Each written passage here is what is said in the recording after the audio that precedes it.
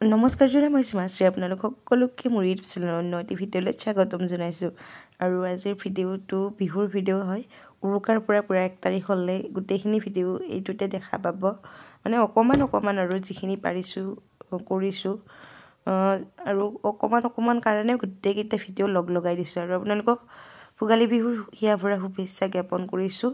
আৰু গোটেই বছৰ যাতে একদম পূৰা ভোগ কৰি থাকিব পাৰে তাকে কামনা কৰিছোঁ। আৰু এয়া খানাৰ কাৰণে উৰুকাৰ ৰাতি মোৰ জাজনীয়ে এয়া মছলা পিচি আছে আৰু ছোৱালীয়ে হজমলাৰ পেকেট দেখি মানে তাই একদম মানে ফূৰ্তি পাইছে আৰু তাইক এতিয়া খুলি দিব লাগে।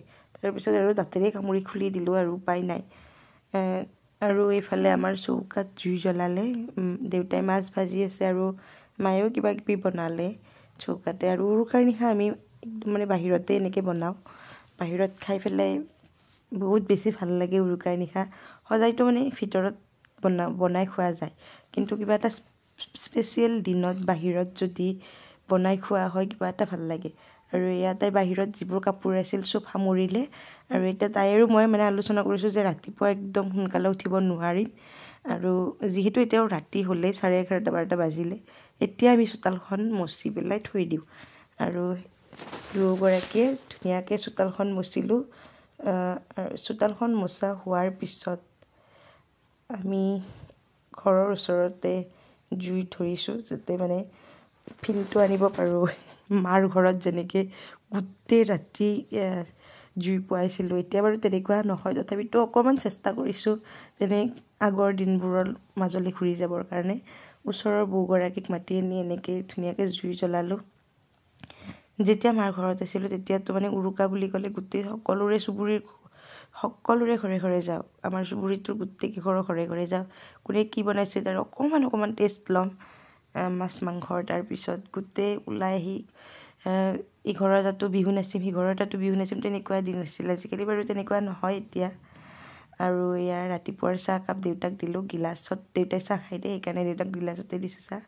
আৰু এতিয়া যিহেতু মংগলবাৰ সেইকাৰণে ভাবিলোঁ হনুমান মন্দিৰৰ পৰা আহোঁ। যিহেতু দুমাহী মংগলবাৰ পৰিছে আৰু ভালো লাগে। এনেকুৱাকৈ বিহুৰ দিনত যদি মন্দিৰত যাব পৰা যায় বহুত বেছি ভাল লাগে। আৰু এয়া জাজনী মই হনুমান মন্দিৰৰ পৰা আহি আকৌ আহিলোঁ দামোদৰ ধাম পাণ্ডোলা। এইটো মন্দিৰতো প্ৰত্যেক বছৰে 7 দিনীয়াকৈ ৰাস উৎসৱ পালন কৰা হয়। আপোনালোকক দেখাইছোঁ ৰাসৰ ভিডিঅ'। আপোনালোকে মোৰ ইউটিউব চেনেলটোত বহুত আগত যদি চাব যায় তেনেহ'লে পাব, ইয়াৰ ভিডিঅ' পাব। আৰু এইটো ভিডিঅ' হৈছে 1 তাৰিখৰ ভিডিঅ'। ৰাতিপুৱা উঠি গা পা ধুই আমি এতিয়া মেজি জ্বলাবৰ কাৰণে ৰেডি হৈছোঁ। আৰু মেজি জ্বলাব গ'লোঁ, যাওঁতে তাৰপিছত ওচৰৰ বৌ এগৰাকীয়ে ক'লে যে আমাৰ গুৱাহাটীৰ পৰা দাদা বৌ আহি আছে, সিহঁতেও মানে মেজি চাব বিচাৰিছে, মেজিৰ জুই পোৱাব বিচাৰিছে। আৰু সেইকাৰণে মানে অকণমান ৰখি দিলোঁ। তাৰপিছত মা দেউতাক এনেকৈ সকলোৱে সেৱা কৰিলোঁ। যিহেতু পৰম্পৰা, এনেকৈ পৰম্পৰা ৰক্ষা কৰিব লাগিব। আৰু ল'ৰা ছোৱালীকেইটাকো আইতা কাটকক সেৱা কৰিবৰ কাৰণে দিলোঁ। সিহঁতে এনেকৈয়েতো শিকিব লাগিব ডাঙৰৰ পৰা চাই নহয়নে। আৰু এয়া দেউতাই মায়ে পূৰা আশীৰ্বাদ দিছে। আৰু সিহঁতৰ তাৰমানে সেৱা কৰোঁতেও দুয়োটাৰে কাজিয়া লাগিল। কাজিয়া লগাৰ কাৰণে মায়ে আৰু এই ৰ বুলি কৈ দিলে। আৰু ময়ো এনেকৈ দেউতা মাৰ পৰা আশীৰ্বাদ ল'লোঁ আৰু মায়েও ল'লে দেউতাৰ পৰা আশীৰ্বাদ। আৰু দেউতাৰ ড্ৰেছটো চাই নাহাঁহিব দেই, দেউতাই কিবা কাম কৰি আছিল। মোৰ মানুহজনৰ দোকানত যোৱা দেৰি হ'ব বাবে জলদি আহি পেলাই তেনেকৈ আশীৰ্বাদ দি দিলে। আৰু এতিয়া আমি মেজি জ্বলাবৰ কাৰণে আহিলোঁ।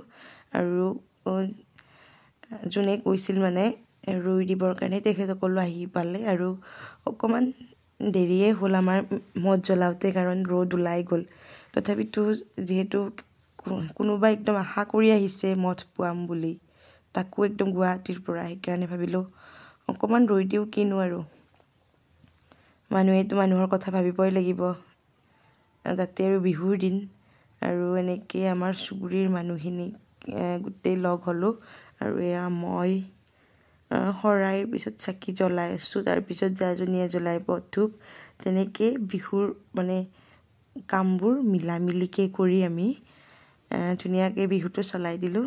আৰু এয়া এতিয়া গোটেইকেইটাই মঠটো জ্বলাব গোটেইকেইটা ল'ৰা ছোৱালীয়ে মানে কি কৰিছে যে আমিও জ্বলাম সেইকাৰণে সিহঁতকো এই খেৰটো ভগাই দিয়া হ'ল আৰু এই আজাজনীয়ে ধূপ লগাই দি আছে মই চাকি লগাই দিলোঁ আৰু বৌ এগৰাকীয়েও চাকি লগাই দিলে আৰু ইহঁত আহি পালে গুৱাহাটীৰ পৰা আমাৰ মঠ পুৱাবলৈ আৰু এনেকেই বিহুৰ দিনবোৰ ব্যস্ততাৰ মাজেৰে থাকি ভালে লাগে ন আজি কি হ'ব কাইলৈ কি হ'ব উৰুকাৰ পিছত এনেকৈ চিৰিয়েলি যায়ে থাকে তাৰপিছত আৰু ইঘৰ তাত বিহু খাব যোৱা সিঘৰ তাত বিহু আমাৰ তাত বিহু খাব মতা বৰ বেছিয়ে ভাল লাগে এই পৰম্পৰাবোৰ আৰু আপোনালোকৰ ফালে এই নিয়মবোৰ আছেনে বিহু খাব গোটেই ঘৰ মানুহকে মাতে আৰু নিজেও মাতি থৈ আহে গোটেইকেইঘৰ মানুহক তেনেকুৱা নিয়মবোৰ আছেনে জনাবচোন আমাৰ ফালে মানে সেই নিয়মটো আছে আৰু গোটেই ডাঙৰখিনিৰ পৰা আশীৰ্বাদ লোৱা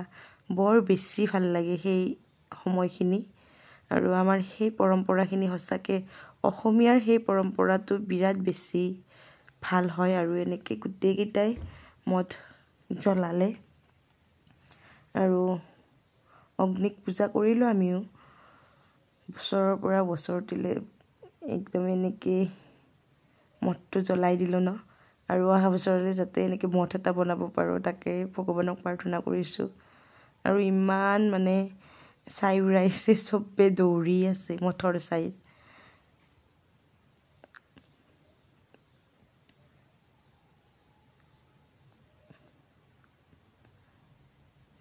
মঠ শেষেই হ'ল প্ৰায় বহুত বেছি ভিতৰত যোৱা নাছিল আৰু আহি পাই গ'লোঁ আমাৰ 1 তাৰিখে যিহেতু গাঁৱৰ মন্দিৰত সভা হয় তাতে আহি পালোঁ আৰু এইফালে স্বয়ং কীৰ্তন ধৰি আছে আৰু স্বয়ং কীৰ্তন ধৰা হোৱাৰ পিছত আমাৰ গাঁৱত প্ৰত্যেক বছৰে মানে ভাল ৰিজাল্ট কৰা সকলক সম্বৰ্ধনা জনায় মেট্ৰিকত হওক হাই ছেকেণ্ডেৰীত হওক ডিগ্ৰীত হওক তেনেকৈ সম্বৰ্ধনা জনালে আৰু এইফালে আমি চাকি দিবলৈ আহিলোঁ মন্দিৰৰ ভিতৰত আৰু যিসকলে ভোগ দিছে সেইসকলে ভোগ দান কৰি আছে সেয়া শাৰীটো যে দেখিছে ভোগ দান কৰি আছে আৰু ভিতৰত পূজাৰীয়ে পূজা কৰি আছে তাতেও আমি পূজা ল'ব আহিলোঁ আৰু পূজাৰীয়ে ধুনীয়াকৈ ফুট লগাই দিলে আৰু মন্দিৰত গৈ যদি ফুট এটা লগাব নাপাওঁ সঁচাকৈ বহুত বেছি বেয়া লাগে আৰু তাৰপিছত গ'লোঁ মাৰ ঘৰলৈ আৰু মাৰ ঘৰত গৈও মাহঁতৰ আশীৰ্বাদ ল'লোঁ ভিডিঅ'টি চাই কেনে পালে জনাব এতিয়া বাই বাই